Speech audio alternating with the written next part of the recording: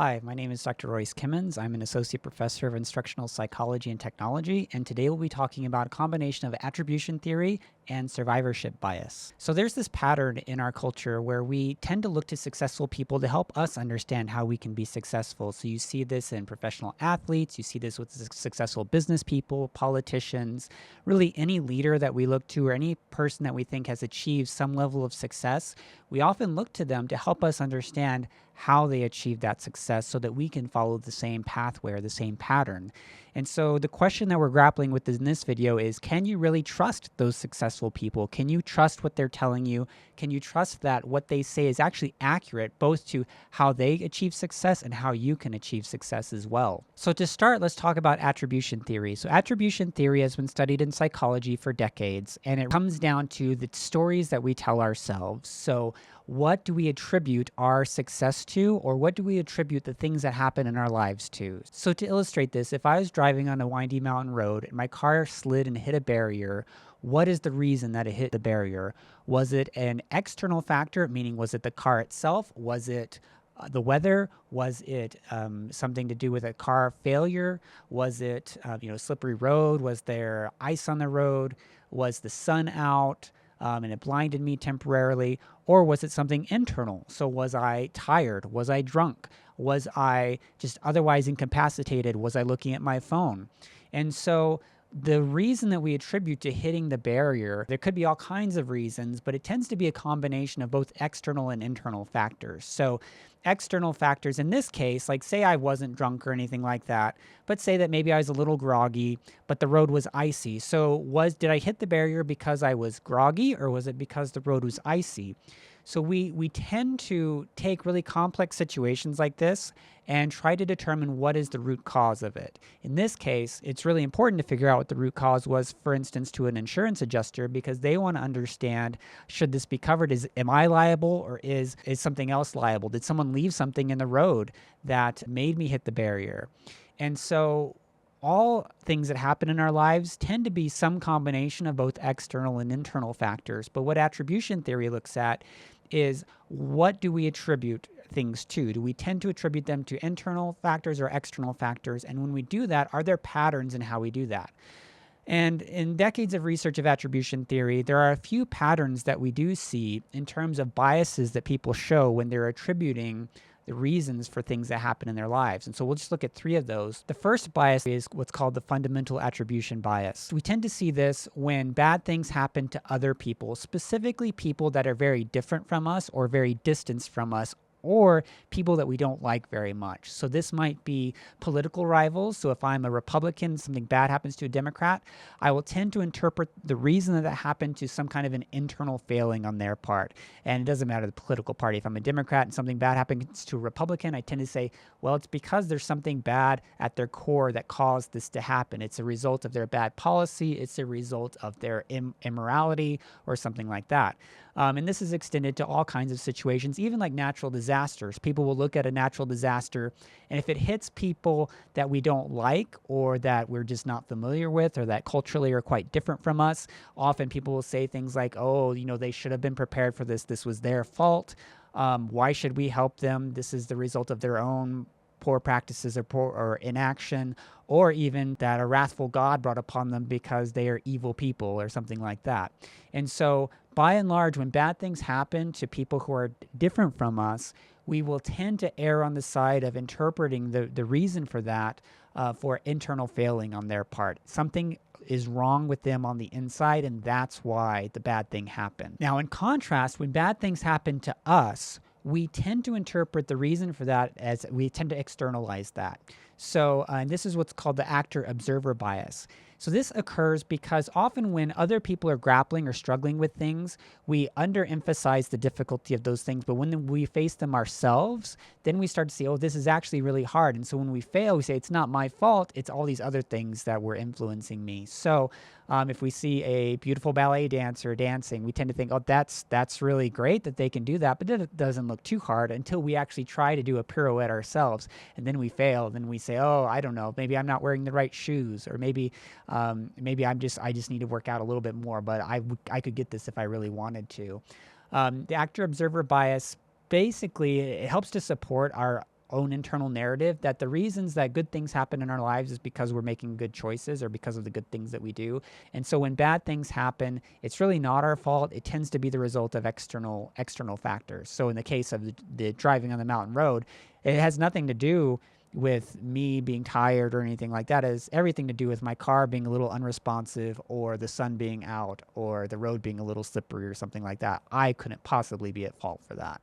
And then the third bias is what's called the self-serving bias. And this is when good things happen to us. So if I get a raise at work, if I get hired, if I get, even if I win the lottery, we tend to attribute those kinds of things to internal factors. Oh, I deserve this. I worked hard for this.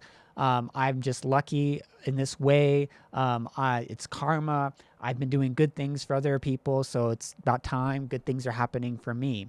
And so when good things happen to us, we tend to think this is a result of our own hard work, our own something internal about ourselves. So when we put these things together, attribution theory helps us to see that there are patterns in how people deal with or create narratives about the world.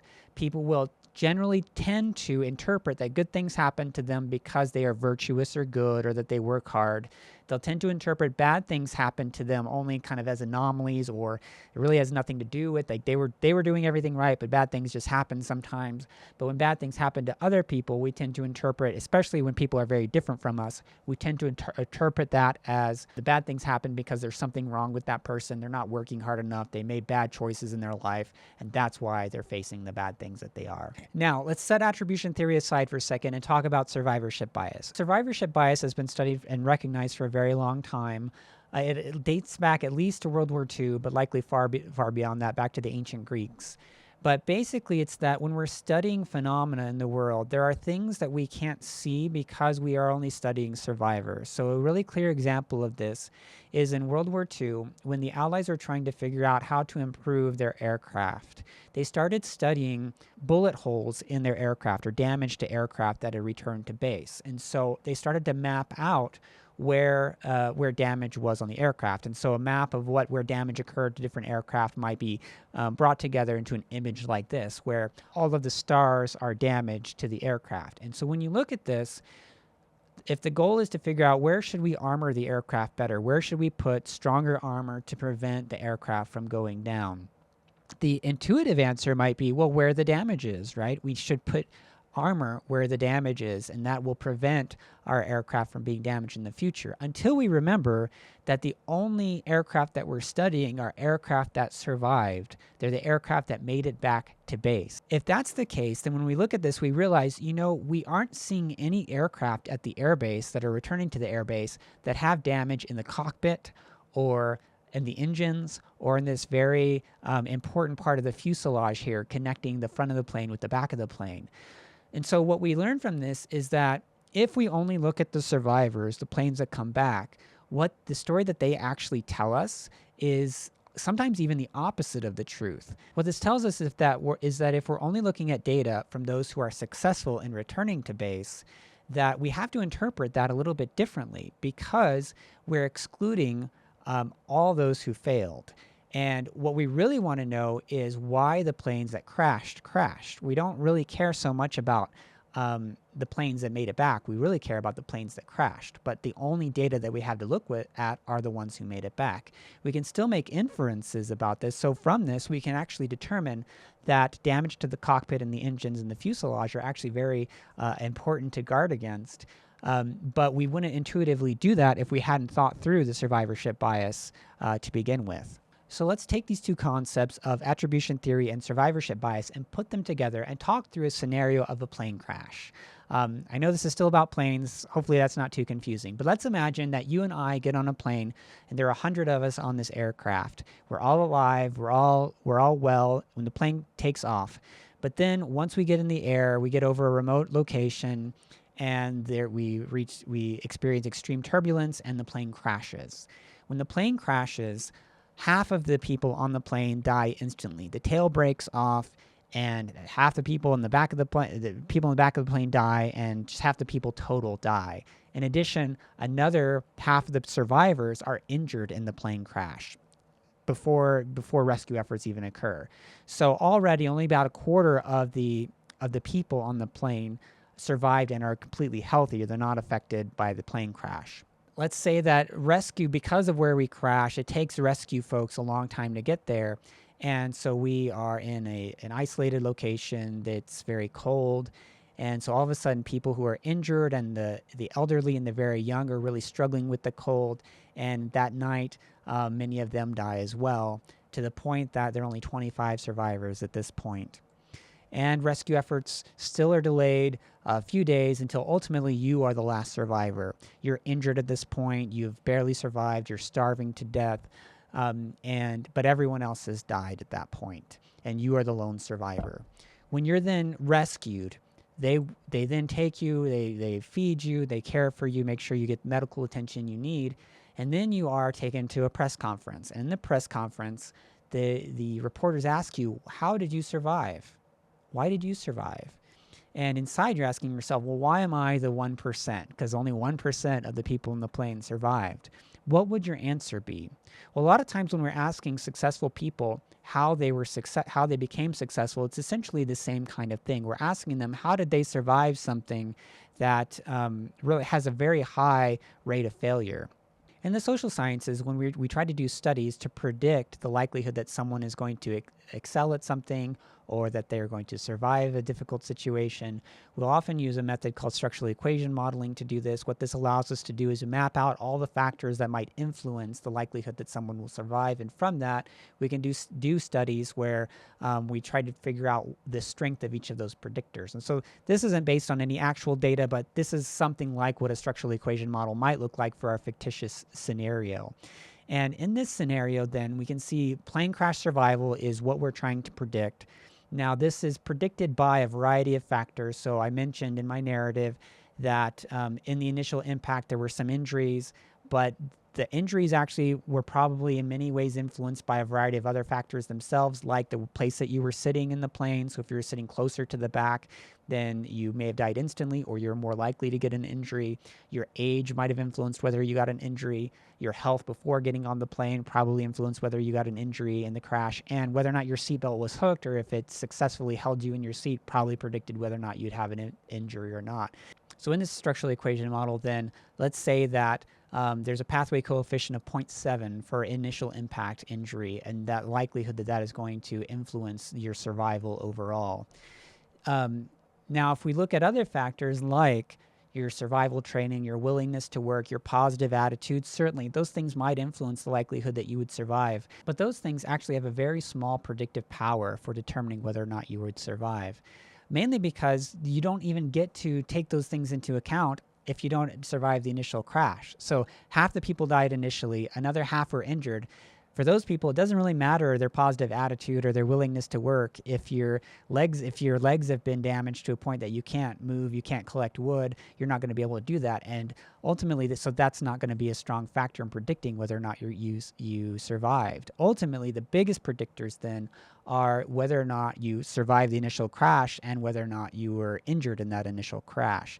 In this particular structural equation model, if the pathway coefficient of your determination and hard work is only a 0.01, that means that those kinds of things would tend to only predict about 1/10,000th of your likelihood to survive. Going back to you standing before a press conference, what would you say? Well, you'd probably talk about all the things you had to do. You had to work. You had to go and you had to have a positive attitude. You had to go get wood. You had to care for others. You had to care for yourself. You're not going to talk about your seat location. You're not going to talk about your health prior to getting onto the plane. You're not going to talk about your age, even though those are much stronger predictors of your survival rate.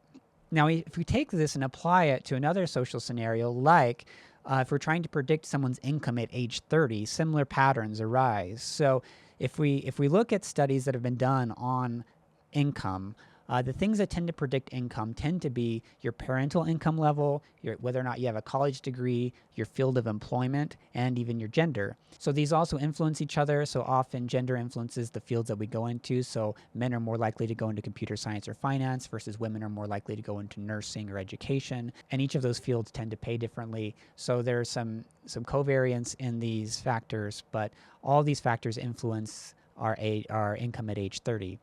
Now, there are other things like often literature will talk about like grit, which is this factor, this kind of construct of your attitude, whether or not you're willing to work hard, how willing you are to get up and go and do. Other things like internal factors like determination and hard work do tend to predict our income later throughout life, but they tend to be much weaker factors than a lot of these other things. So it's a much weaker factor than, for instance, whether or not we got a college degree or a parental income level. But if someone asks us what will predict our income at age 30, we'll tend to say our internal factors. Again, getting back to those biases of if I have a high income at age 30, I'll tend to say it's because I worked hard. If I have a low income, I tend to say, well, just bad things have happened in my life and it's not my fault. I'm still working hard though. Now, when we start to look at successful people, like let's look at the Michael Jordans and LeBron Jameses of the world. If we looked mathematically at the likelihood of success of being an NBA star, high school athletes have less than a 0.05% chance of going pro. So only about 1 in 2,000 high school athletes will go pro. Yet when you ask kids what they want to be when they grow up, it's still very common for them to say things like, I want to be a professional athlete. So you're telling me there's a chance? Yeah! But then if you go and ask those professional athletes why they're successful, so if you ask Michael Jordan, how did you become Michael Jordan? He'll say things like, if you do the work, you get rewarded. Hard is what separates the good from the great. So in Michael Jordan's view, the reason that he became Michael Jordan was because he worked very hard. Now notice what's missing from that explanation. What's missing from that explanation is Michael Jordan is tall.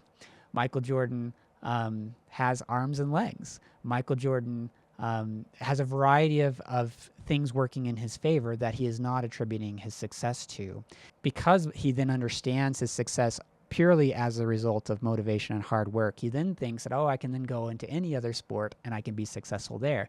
So if I go into the minor leagues and go play baseball, I'm going to be successful there. And that didn't go very well for Michael Jordan. Or I go play golf and I'll be successful there. I'm not a golf expert. People who have played golf with Michael Jordan, they say he's great for someone his size.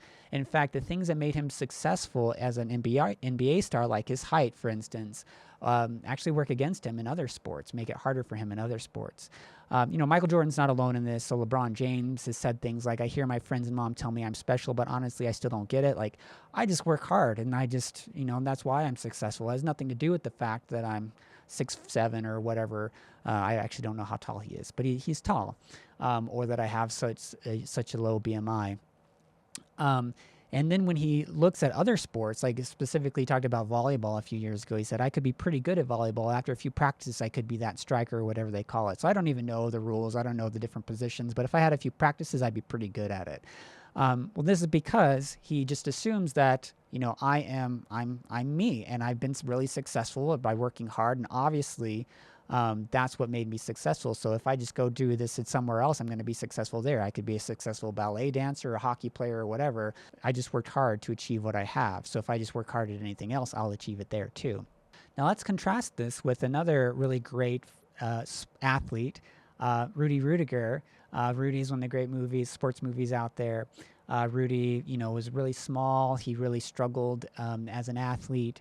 And his goal was to play football for Notre Dame. He tried for years and years, and then finally he was able to play for Notre Dame. It's a really inspiring story. And then, finally, the last game of his senior year, he doesn't get to play any games. He's only on the practice team. But then the final game of his senior year, he's able to play one play. So we look at that, we think, well, Rudy, what an inspiration. He's able to achieve so much and overcome so much because he worked hard and he really just had grit and determination. So that means we can achieve anything that we really put our minds to. But then we stop and ask ourselves, wait a second, Rudy, he only got to play one play. He wasn't an All-American. Why wasn't he an All-American? Why did he only get to play one play? Did he just not work hard enough? Because all those other guys on the team, if you ask them why they're successful, they'd probably say, well, I'm working really hard. So why didn't Rudy get to be successful as they were? So I think Rudy's story is amazing, and it's amazing precisely because he had such external factors that were keeping him down and preventing him from being successful. Now, he succeeded far beyond what anyone expected or even dared to imagine beyond himself. But that's why the story is so exciting and abnormal. It's not because those who are successful in sports are successful purely on the basis of grit. It's because here's an example of someone who's able to be successful pretty much just because of grit. Now, granted, he did have some things going in his favor. For instance, he also had 2 arms and 2 legs, but he didn't have a lot of the other benefits that maybe some of the other athletes had going for him. But to say that his success was purely the result of grit leads to a potential slippery slope or a problem where we say, okay, well, why wasn't he even more successful? If he just worked a little bit harder, could he have been a starter? Or a little bit harder, could he have been an All-American? I think that does him a disservice. But if we believe in this narrative that if you just work hard enough, that determines your success, then it actually discredits Rudy. It discredits him by saying that, he just must not have worked hard enough because he wasn't as successful as the other athletes who were around him. So a lot of times people will apply this kind of mentality to CEOs, successful business people. So for instance, there's, a lot of people talk about these big tech companies, how many of them were started in garages.